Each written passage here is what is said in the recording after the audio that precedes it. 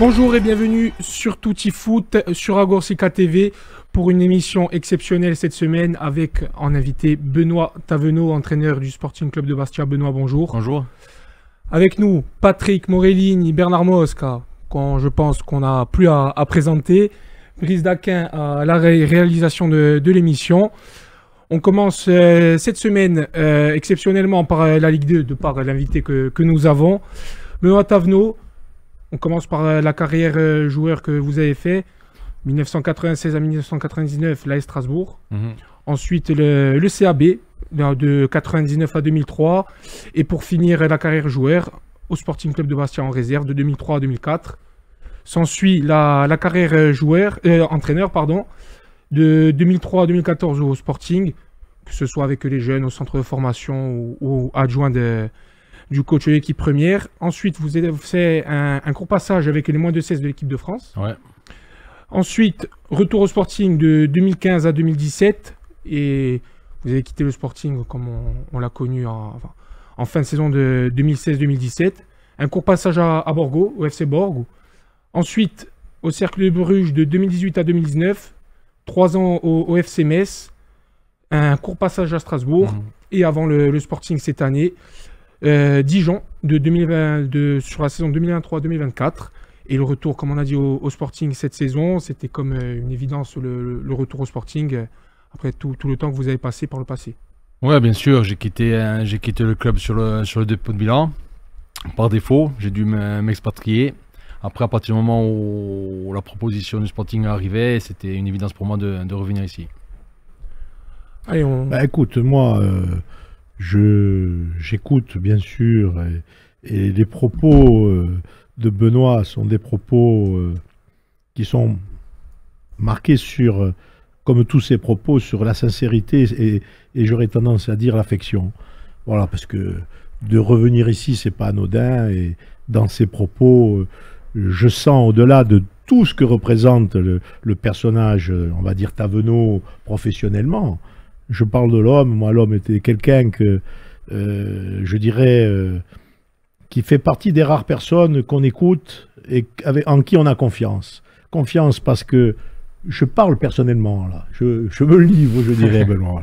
C'est-à-dire, on a confiance parce que ses propos sont vrais, tes propos sont vrais, tes paroles sont sincères, et ce qui ne veut pas dire que, je veux le dire comme ça, tout en ne pensant pas le contraire, que tu as la science infuse, mais la volonté, l'implication, la sincérité, les attaches avec le club, tout ça, ce sont des choses que l'on ressent et qui font que peut-être nous avons un groupe qui a cette année, je dirais, et qui adhère justement, c'est ce que je pense aussi, et là je pose pas de questions, c'est moi qui parle, qui adhère au principe et qu'on voit un groupe de jeunes qui est en train de se souder. Alors tout n'est pas parfait, mais c'est le travail qui est à venir qui va être parfait. Non, bien sûr, on travaille énormément, le groupe travaille énormément. On est frustré aujourd'hui de ne pas avoir quelques points en plus qui reflèteraient plutôt nos contenus, à commencer par le dernier match à Amiens. Mais la mentalité de travail y est et c'est très très important pour la suite. Après, sur ma sincérité, je suis fondamentalement comme ça. Des fois, dans le milieu, il faudrait être... Si tu me permets, c'est parce que ça tranche. Ouais, il faudrait être un peu moins. Ça peut me jouer des tours. Après, sur mon attachement au club, bon, je vais pas vous mentir que quand je perdais des matchs à Metz, à Strasbourg, à Dijon, j'en étais malade, mais de les perdre ici, ça me bouffe, mais voilà. On est le Sporting et aujourd'hui, il faut savoir accepter la défaite, mais je morfle quand on perd. Mais ça, on le voit et on le ressent à chaque rencontre. Alors, on va essayer peut-être ensemble, après peut-être tout le monde aura des questions, on va essayer peut-être ensemble de décortiquer un peu cette première partie de saison. Alors, l'analyse qui est faite technique par les techniciens, puisque je dis les techniciens parce que vous avez une vision, je dirais, très, très collective. Je sais que ce soit quand on voit sur le terrain qui entraîne les attaquants, qui entraîne les gardiens, qui entraîne le groupe, qui gère le groupe, avec je dirais encore une personnalité à côté avec qui tu es très proche, c'est Frédéric Antoinette. Comment vous, quand vous faites la réunion de tous les, on va dire, les responsables techniques, quelle est votre vision et quel va être en gros votre objectif? Bah sur notre prise de fonction avec Fred, Fred a établi une fiche de route, on va dire, une ligne de conduite, on s'y tient. Le petit frein qu'on a sur ce mercato-là, c'est que pour l'instant on ne peut pas recruter du fait qu'il n'y a pas de sortie, mais la politique sportive est claire et établie. Aujourd'hui le Sporting doit former, doit post-former, doit faire avancer ses joueurs pour à un moment donné faire entrer des actifs. Après, ce qui tire un club, c'est les résultats sportifs. Comment on obtient les résultats sportifs? Par le travail, mais aussi par les moyens. Donc on est un peu dans une phase de transition, qu'on le veuille ou non. Voilà, les moyens du foot français sont très, très bas. Oui. Donc nous, il faut qu'on soit très bon pour attirer en amont des bons joueurs, faire un gros travail dans le recrutement. Et après, à nous, le staff, de les développer au quotidien et de faire gagner les matchs à ce club. Cette première partie de saison amène au-delà ce que tout le monde entend et sait, que le club essaye de s'enrichir, je dirais, de nouveaux arguments offensifs, on va le dire comme ça. Ouais. Mais aujourd'hui, quel est le constat que vous faites techniquement par rapport à notre positionnement, puisqu'on arrive à mi-chemin, en milieu de tableau, on va le dire comme ça, voire milieu de tableau haut, suivant le moment. Voilà, quelle est l'analyse globale un peu de cet effectif cet effectif que je rappelle qui est très jeune, pardon. Oui, bien sûr, mais je l'ai dit, on est frustré parce qu'on devrait avoir quelques points de plus. Alors, je ne dis pas 10, mais on m'en donne entre 3 et 5, je prends volontiers, c'était pas volé par rapport à nos contenus. Donc on est quand même consistant dans nos contenus. Voilà, notre point fort sur ces 6 mois, c'est quoi? C'est quand même notre animation défensive.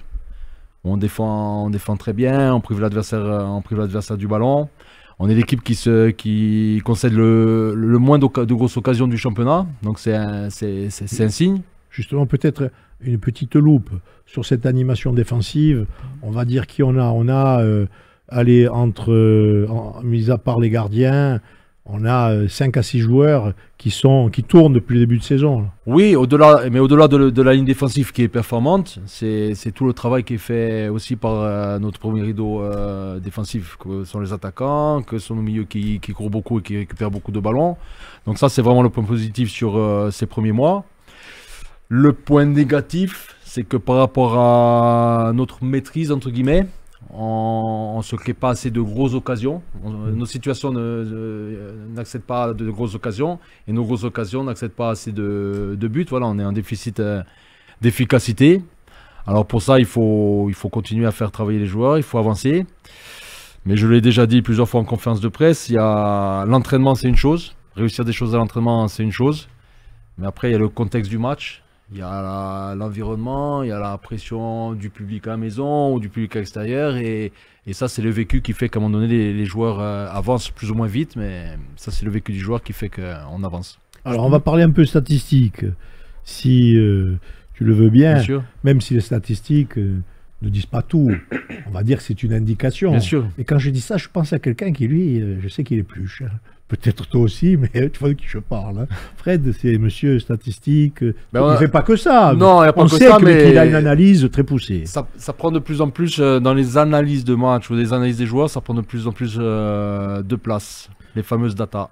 Ouais.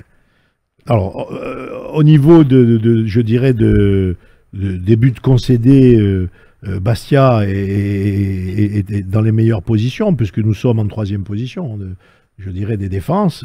Au niveau des buts encaissés, on est presque comme notre position en championnat. On est au milieu du tableau. But marqué. But marqué, pardon. J'ai dit encaissé, excusez-moi.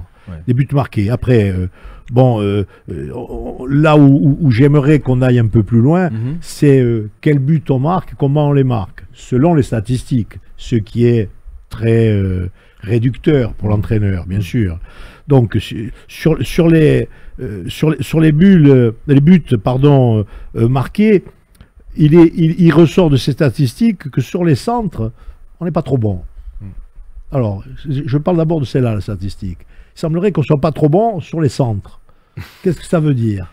Ça veut dire qu'on manque de qualité, de justesse. La dernière passe.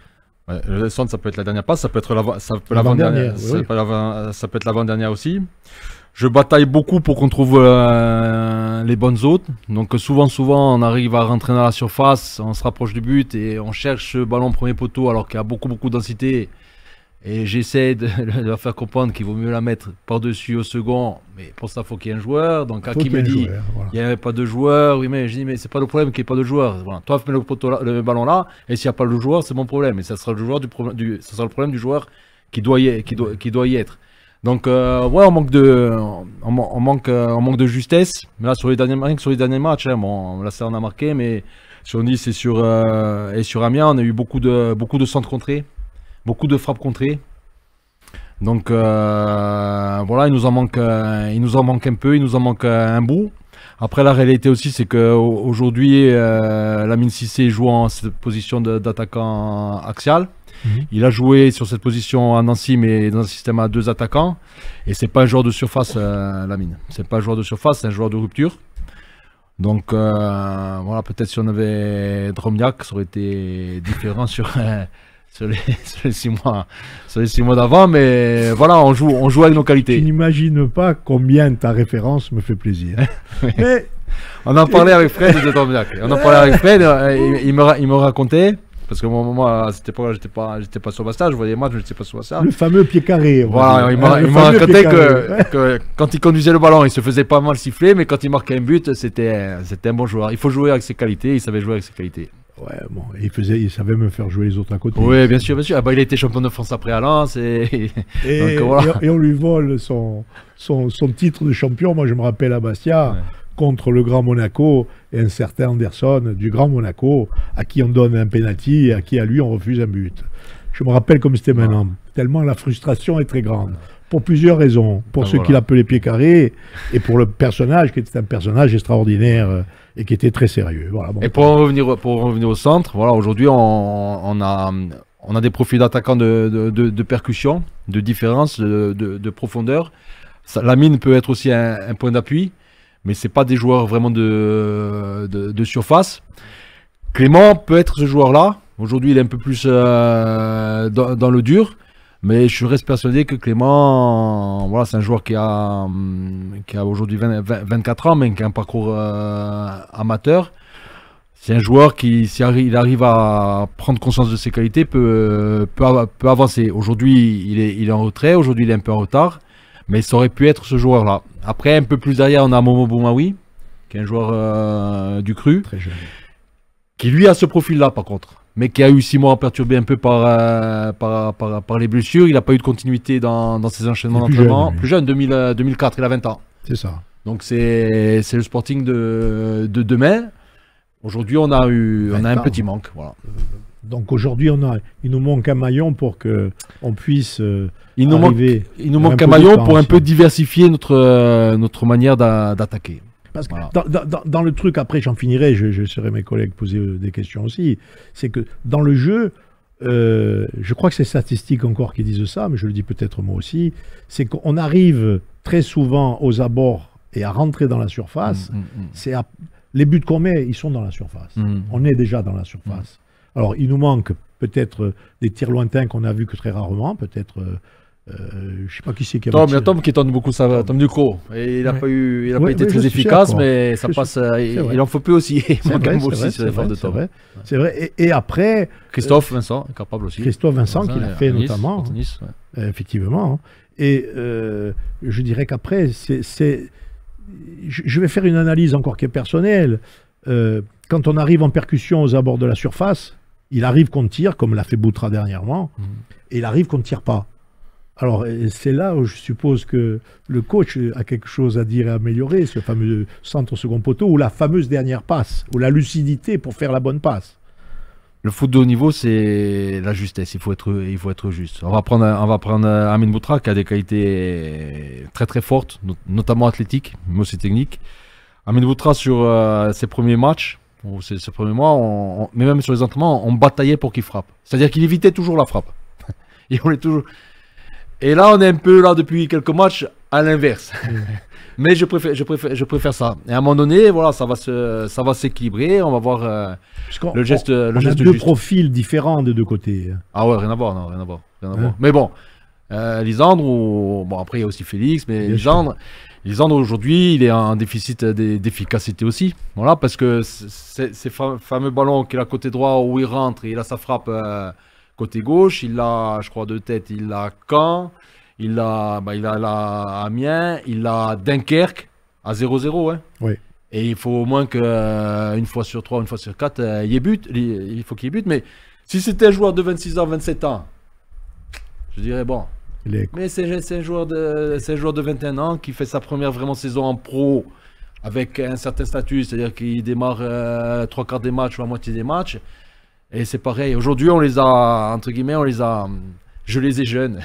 Dans 2-3 ans, ça ne sera pas les mêmes joueurs. Et peut-être ils seront plus avec que nous, mais c'est comme ça. Pour conclure sur l'attaque, on a quelques jours à attendre pour savoir si ça va se précipiter et si on va pouvoir agréger de nouvelles forces. Nous, aujourd'hui, s'il y a départ, on a la solution de suite derrière. Voilà, donc, je traduis ce que j'ai déjà dit, je dirais en poutaille, avec des amis supporters. Je dis, moi, je pense que la solution, ils doivent l'avoir quelque part. Non, la solution là. Mais voilà, on en a même deux de solutions. Voilà, mais je l'ai compris sans que personne ne l'ait dit. Moi, je l'ai dit. Fred a beaucoup travaillé, Pierre-Paul a beaucoup travaillé, Gilles a beaucoup travaillé. Donc, on a les solutions. Les joueurs veulent venir. Oui. Mais aujourd'hui, il faut vendre. Il faut avoir il faut une sortie conséquente, avec un salaire conséquent qui va avec. Enfin, conséquent. Pour faire entrer 3, il faut faire sortir 3. Donc voilà. Donc aujourd'hui, on parle financièrement. Financièrement, oui, bien d'accord. Je ne voulais pas donner de salaire, donc j'ai dit un chiffre comme ça. Mais... Non, mais on dit un chiffre, on est bien d'accord. Il faut faire sortir et faire entrer pour l'équivalent. Mais c'est ça qui est frustrant.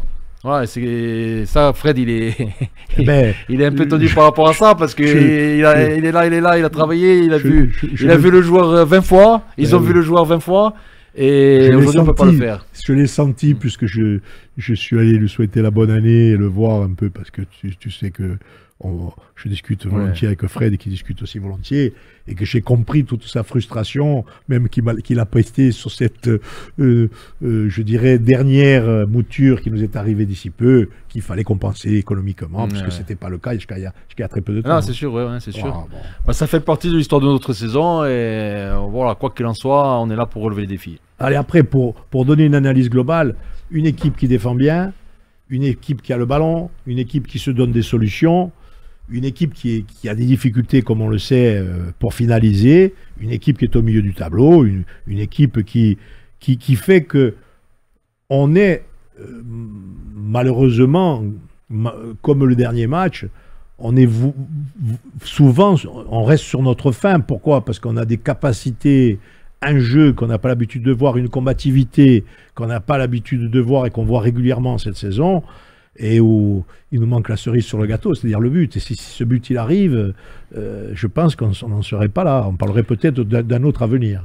Bien sûr, mais c'est une évidence. Après, si vous vous rappelez de ma première conférence de presse à la reprise à Gézage, je m'étais engagé sur une chose, c'est l'investissement des joueurs. Et sur ça, voilà, je suis le garant et je pense qu'il n'y a rien à dire. Après, bon, mauvais, moi je conçois que des fois on nous trouve moins performants. Et je conçois que les nuls, et encore plus les défaites, même si on en a eu peu, ça frustre nos spectateurs, nos supporters, mais ça nous frustre à nous terriblement. Après, il faut rester lucide par rapport au contenu et regarder froidement ce qu'on fait de bien et ce qu'on fait de moins bien. Je m'en contente pas, hein. Voilà, j'étais très énervé après Amiens, mais peut-être trop d'ailleurs par rapport à ce qu'avaient fait nos joueurs. Mais aujourd'hui, c'est comme ça. Et l'objectif aujourd'hui du Sporting, de notre Sporting, c'est de faire une série. Une série, c'est 3-4 victoires d'affilée. Voilà. Alors à Dijon, je l'avais fait trop tard. Je l'avais fait dans les 6 derniers matchs. J'espère qu'on la fera avant parce que je sens qu'on en est capable. Et surtout, le danger, c'est d'en faire moins. C'est de dire on fait, on est à ça, on n'y arrive pas.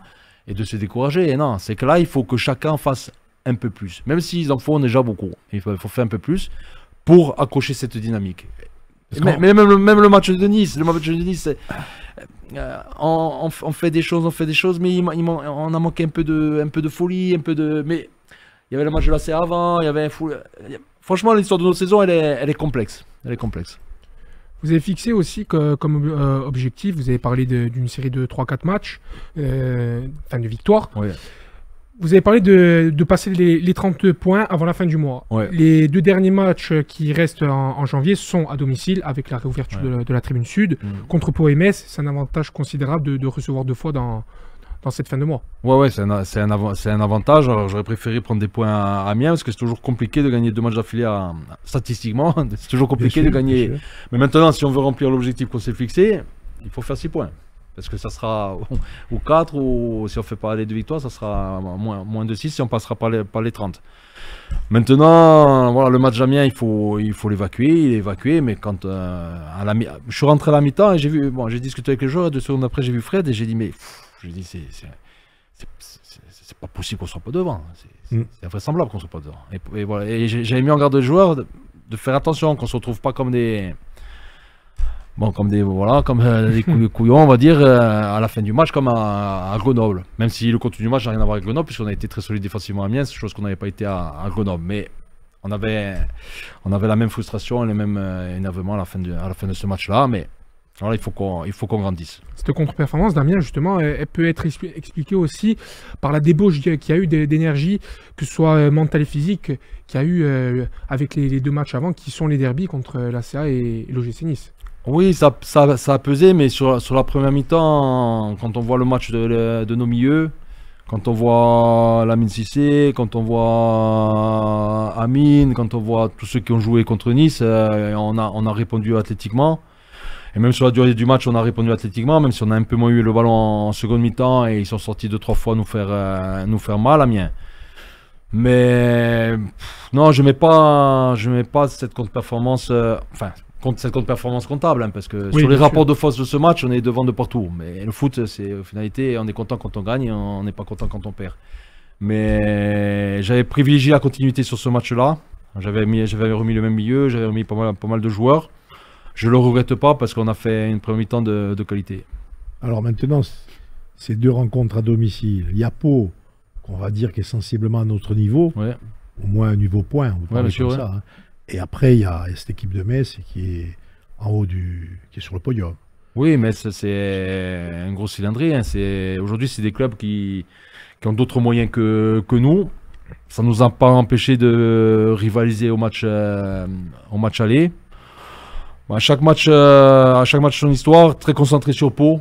Voilà, valider notre début janvier là, par une victoire contre Pau, on en a besoin, mais Pau qui reste une belle équipe, hein. Ils sont allés battre le Red Star 3-1 très, très facilement. On a quelques petits pépins là sur ce début de semaine, mais justement du coup par rapport à l'enchaînement des 3 matchs et la tension elle redescend un peu et il y a des joueurs fatigués et à ce jour incertain, donc on verra demain. C'est qui est toujours On a Félix qui récupère pas terriblement de Tom et qui récupère pas terrible de son coup contre Nice. Et on a Tom Ducrot qui s'est pas entraîné les 2 premiers jours et qui va s'entraîner, qui s'est entraîné aujourd'hui un peu en adapté. Donc on verra en veille de match comment Tom sera, sachant qu'il est suspendu contre Metz et que Zachary est suspendu contre Metz. Donc il faut vraiment retrouver de l'énergie sur ce match-là. Et après, Tom et Zach couperont un peu sur la semaine d'après pour reprendre des forces et puis d'autres reprendront le relais. Et aujourd'hui, ce qu'on peut constater, c'est que notamment défensivement, quel que soit la charnière que j'aligne, ça répond présent. Quels que soient les latéraux que j'aligne, ça répond présent. Donc ça, c'est une force. Vas-y. Si on occulte ce match, cet accident, je dirais à Amiens, parce que c'est un accident, c'est un match qui aurait pu être vraiment, Au moins un point. Avec un autre résultat.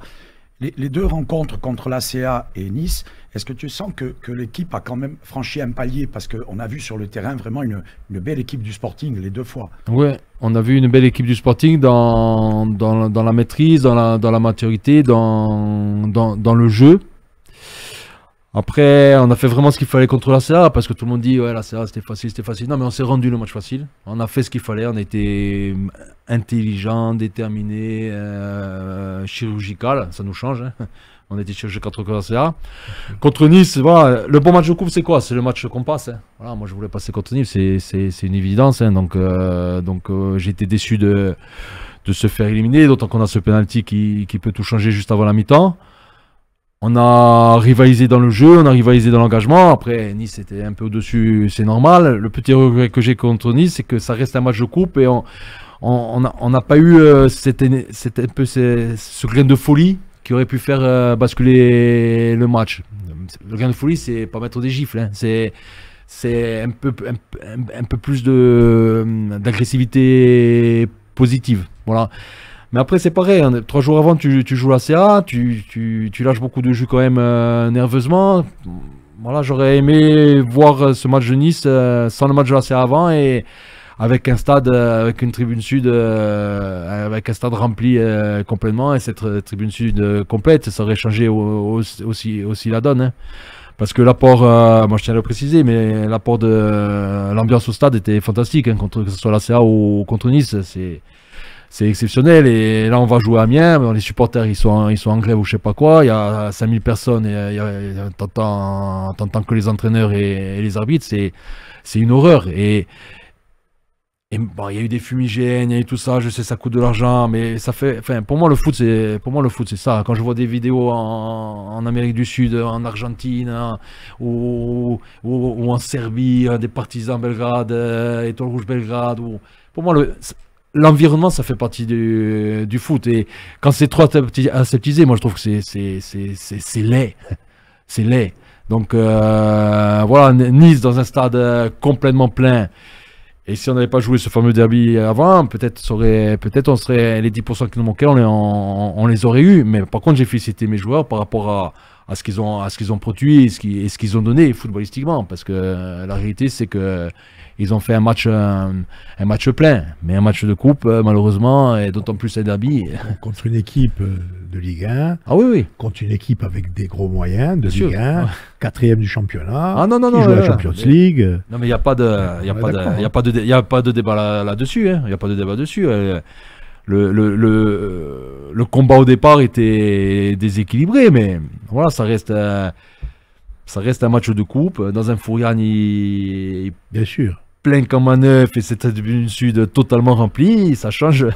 Et au-delà des travaux, parce qu'il faut pas oublier, on joue dans un stade en travaux. Hein. Oui, c'est vrai. On joue, tout le monde oublie, mais on joue dans un stade en travaux. Donc on n'a pas toutes nos forces non plus. Alors je le savais avant d'arriver, hein, mais j'ai hâte. Et enfin, je touche du bois. J'espère connaître le stade fini et plein. Voilà. Raison. Justement, on va parler d'avenir un peu. Alors l'avenir global. Parce que n'oublions pas que l'objectif premier, c'est le maintien. Alors le maintien, on le voit à combien de points?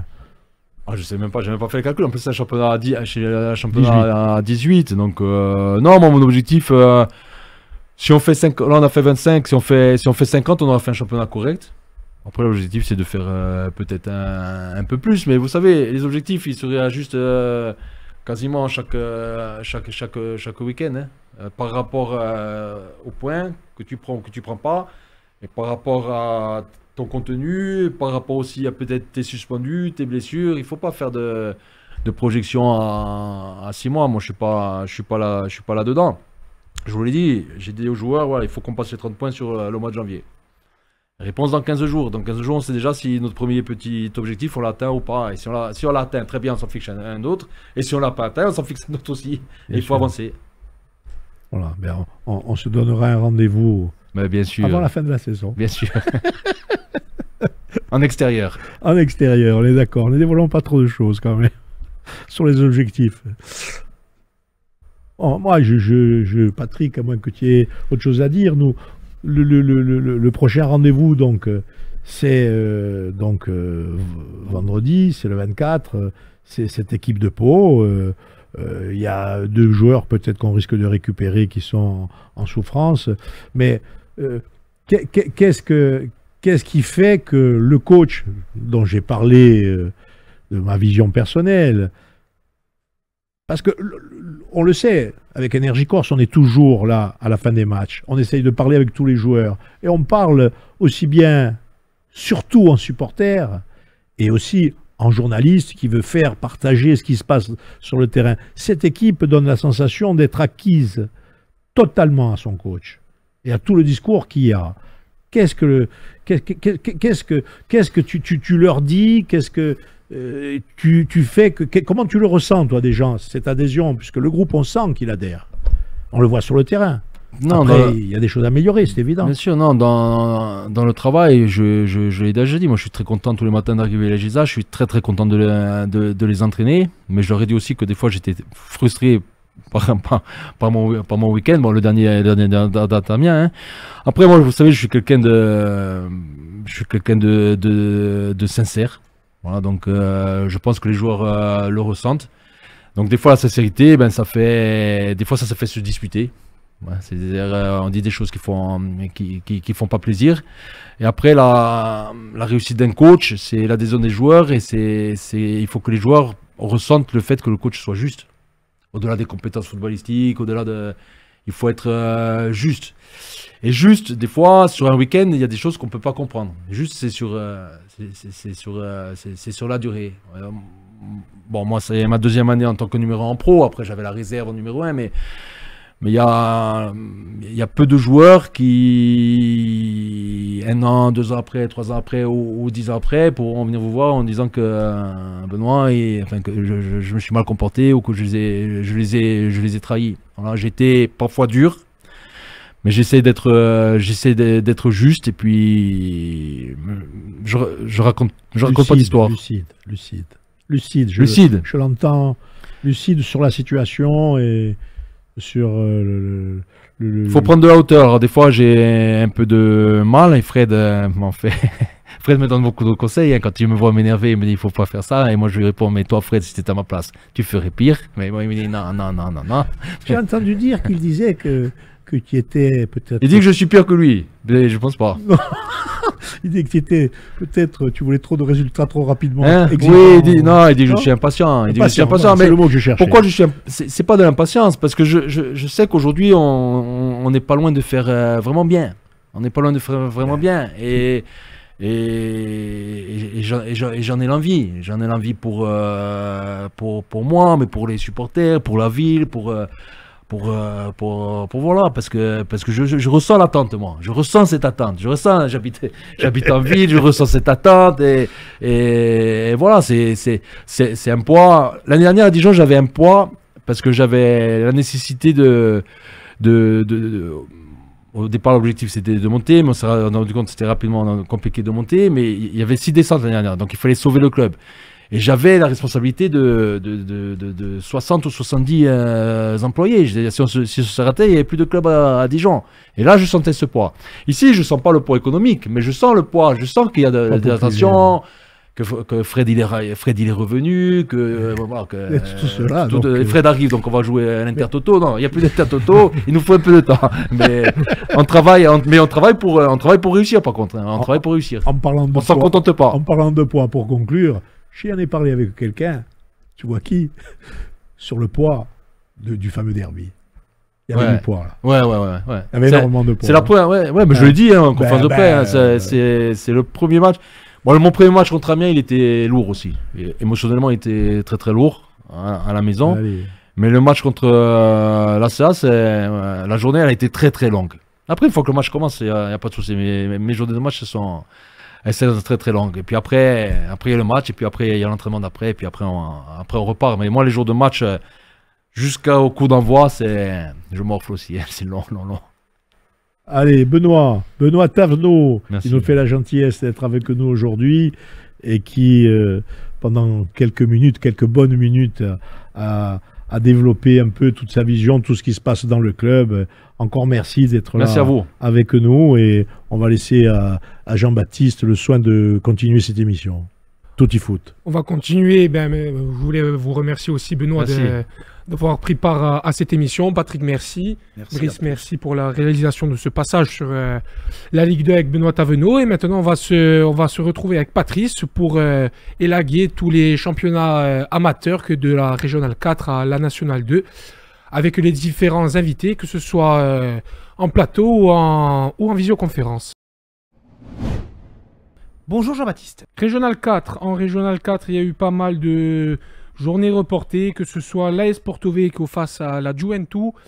Ponteleccia face à Tog a été reporté aussi. Le stade de Ponteleccia qui était complètement inondé et impraticable. La rencontre aussi entre Lupino et Saint-Jean a été reportée. La seule rencontre qui s'est tenue, c'est le Niol contre Saute. Les Niolins se sont imposés 2-1. Pour la prochaine journée, ils vont recevoir Saint-Jean pour une confrontation directe. Le Niolo, comme on voit, est 4e et Saint-Jean 5e. Et pour l'autre rencontre choc de cette 10e journée, c'est le Saute qui va recevoir la réserve de Porto Vecchio. La réserve de l'AS Porto Vecchio qui est toujours premier dans ce classement, suivi de la réserve du Sud et de Ponteleccia. Allez, pour la régionale 3, le CB s'est imposé dans les dernières minutes face à la réserve de Monticello, 1-0. Lupine, lui, s'est incliné à domicile 2-1 face à Calanzane. Et on le voit au niveau du classement, Calanzane est toujours premier avec 40 points. Second, le CB avec 34 points. Troisième, Lupine avec 29 points. Et on voit dans le fond de classement, c'est la réserve de Monticello qui ferme la marche. 11e avec 10 points. Pour les prochaines rencontres, Calanzane, lui, va recevoir Loum. C'est le derby de la Balagne. La deuxième réserve du Gallia Luciani, elle, va recevoir Lupine. On rappelle que le CB pour cette journée sera exempt. En Régional 2, Bonifacio s'est bien relancé face au GFCBL en s'imposant très largement 7-1. Cardiese qui poursuit sa très belle série en s'imposant 3-2 face à la réserve de Corté. Cardiese qui remonte à la 4e place. Et la Costa Verde qui fait un super match face à la réserve de la Balagne en s'imposant 3-2. C'est la première défaite de la réserve de la Balagne.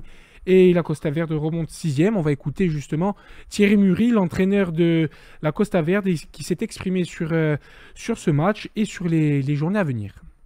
Oui, bonjour Jean-Baptiste. Oui, comme tu l'as bien souligné, une belle équipe de la Balagne qui caracole en tête de ce championnat et qui était invaincue et qui est venue avec une belle équipe, avec quelques éléments de la N2 qui sont venus renforcer cette équipe de la Balagne. Oui, ben on a fait le match qu'il fallait, c'est-à-dire qu'on savait très bien que ça allait être compliqué et que il fallait pas faire d'erreur, ce qu'on a su faire, et on est resté costaud défensivement et offensivement on a été très bon puisqu'on a réussi quand même à marquer 3 buts à cette belle équipe, et donc voilà, une belle performance pour ce jeune groupe, puisque bon, en ce moment on tourne avec beaucoup de jeunes dans l'équipe, et voilà, ils sont sérieux, ils s'accrochent aux entraînements malgré le temps qu'il y a en ce moment. Et voilà, et puis le temps qu'il a fait dimanche aussi, parce que bon, on a livré un match sous une pluie battante pendant 90 minutes, donc la victoire n'est que plus belle. Oui, tout à fait. Cargès qui au début de saison piétinait un petit peu, le temps de trouver ses marques. Bon, je savais que nous on les avait battus au match aller, mais bon, ils n'avaient pas un effectif qui était encore au complet. Mais bon, on voit que en ce moment c'est l'équipe en forme. On atteste sa victoire à Corté. Donc voilà, nous maintenant on a 15 jours, puisque là on est exempt du prochain tour de challenge, et puis en Coupe de Corse on s'est fait éliminer par Basilicata. Donc voilà, on a 15 jours pour bien préparer ce long déplacement et difficile déplacement, et voilà, après nous aussi on est sur une bonne dynamique, avec dimanche c'est la cinquième rencontre où on n'a pas connu la défaite. Donc voilà, on va continuer à bien bosser avec ces jeunes et préparer, comme tu l'as si bien dit, ce difficile déplacement. Tout à fait. Alors écoute, cette semaine, on a déjà remédié, puisqu'on a prévu un match amical demain soir contre le Gallia, qui eux aussi ne jouent pas ce Tour de Challenge et ils sont comme nous puisqu'ils c'est pas eux qui font la Coupe de Corse, c'est leur équipe première. Donc voilà, et puis la semaine prochaine, pareil, on va s'atteler à trouver un autre match amical et garder tout le monde sous pression parce que bon, comme je te dis tout à l'heure, quand tu arrives dans cette période-là, s'il y a pas de match, il fait froid, donc il faut activer des leviers pour que tout le monde soit concerné et les matchs amicaux font partie voilà de ces points où les joueurs sont motivés et ils restent sous tension de manière à garder cette quinzaine avec du rythme et de la compétition entre guillemets, même si ça reste des matchs amicaux. Voilà, c'était Thierry Muri. Qui vont recevoir la Costa Verde, qui vont se déplacer à Cargèse et la Balagne qui va recevoir le Nebbio et Montigello va recevoir la première réserve du Galiauciana. Patrice, on voit cette régionale 2 est très indécise. La Cargèse qui fait une super série et remonte à la 4e place à 1 point de Corté qui est 3e. Ouais, 1 point de Corté. C'est vrai qu'on le voit même dans cette journée, la Costa Verde qui s'est imposée à domicile, comme tu as dit, face au leader de ce championnat. Le GFCBL, lui, malheureusement, est en train de perdre beaucoup de terrain face à la réserve de la Casink avec... malheureusement, cette gifle à l'extérieur face à Bonifacio. C'est vrai que voilà, on disait que les réserves dominaient ce championnat depuis quelques émissions, mais on voit que la Costa Verde, elle a pu renverser cette tendance-là. Bon, après la Balagne est toujours première, mais ça se rapproche. Et Cargèse aussi qui fait un beau résultat du côté de Corté. Allez, Régional 1, le GFCA qui a fait match nul face à Bastelicac lors du derby 1. But partout. Echika Soiril aussi a fait match nul face à Porto Vecchio, un but partout. Le FGEB, il y a eu match arrêté. Alors le FGEB venait 2-0, ça a été arrêté pour cause d'intempéries. Ouais. Ce match-là, donc on va savoir à quelle date va se rejouer cette rencontre. Et l'Asvar qui a fait match nul 0-0 face à la Casink. D'ailleurs, on a eu les réactions de l'entraîneur de l'Asvar, Pierre Niron, qui est revenu sur le début de saison de son équipe, qui parle aussi de la Coupe de Corse et surtout du match à venir face à Porto Vecchio. Alors le bilan sportif, il est un petit peu mitigé parce que on a produit, on a eu pas mal de blessures dans l'effectif, donc on a essayé de trouver des solutions et on a été plutôt irrégulier en première partie de saison, même si on sort avec quelques prestations plutôt honorables. Mais c'est vrai que ça reste irrégulier et un petit peu mitigé parce que on a eu à l'intersaison des arrêts de joueurs, donc on a dû un petit peu recomposer notre effectif et voilà, ça a mis un petit peu de temps à prendre forme et à devenir régulier.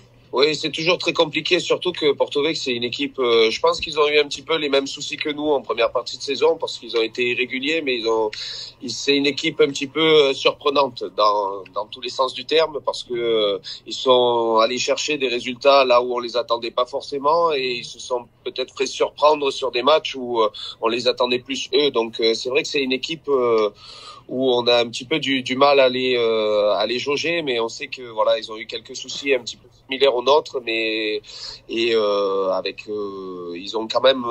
proposent quand même du jeu, donc voilà, c'est jamais simple de se déplacer là-bas. Alors très sincèrement, on les prend match après match parce que l'état dans lequel on est et la sortie de la première partie de saison nous permet pas de nous projeter plus que ça sur la coupe, mais c'est vrai que voilà, c'est toujours plaisant de jouer cette coupe, c'est toujours honorable de la jouer et voilà, c'est suivi par beaucoup, donc c'est vrai que on aimerait bien réussir cette étape-là pour pouvoir un petit peu éventuellement se projeter sur un objectif. Voilà, c'était Pierre Nirogne, l'entraîneur de cette équipe de l'Asvar qui va se déplacer du côté de Porto Vecchio. AFA, lui, va recevoir le FGEB et Bocconian, lui, va recevoir Echika Soiril.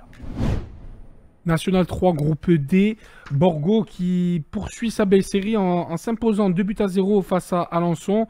La réserve du Sporting s'est inclinée à Herbajol contre Bretigny. Et la réserve de l'ACA a fait un but partout face à Div Cabourg. L'ACA va recevoir l'avant-garde de Caen. Borgo va se déplacer à Wassel. Et la réserve du Sporting va recevoir le grand QVI, Borgo, qui maintient le rythme en restant leader avec 25 points. La réserve de l'ACA est 6e avec 20 points. Et la réserve du Sporting est 8e avec 19 points. Les équipes corses dans ce groupe D qui restent quand même bien placées et pour le moment hors de tout danger. Oui, hors de tout danger. Puis Borgo a un match en moins. Ouais. Donc, c'est dire aussi l'avantage de ce match-là en cas de victoire. Mais Borgo est en train de réaliser un championnat très satisfaisant, voire même parfait pour le moment, parce qu'ils n'ont qu'une défaite avec 7 victoires et 4 matchs nuls. Et c'est vrai, comme tu l'as dit, ces équipes corses qui sont pour l'instant hors danger de cette zone de relégation, parce que ça va très vite aussi. Borgo, ils n'ont que 25 points, mais on voit que ça se joue à 3 points entre le premier et le quatrième, et on sait que les places sont chères en National 3. Allez, National 3, groupe J, le groupe du Gallia du Sud et de Corté.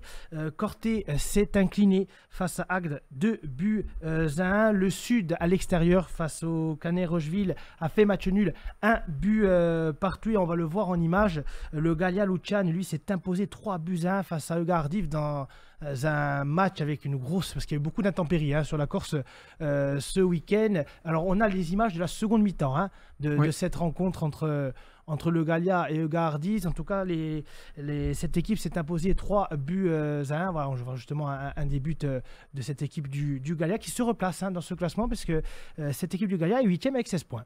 Oui, le Gallia qui a su bien rebondir suite à la défaite pour le match dernier. Les hommes de Steven Inserio et Jean-Claude Chloé ont redressé la barre, mais ils ont aussi 2 matchs en moins que les autres.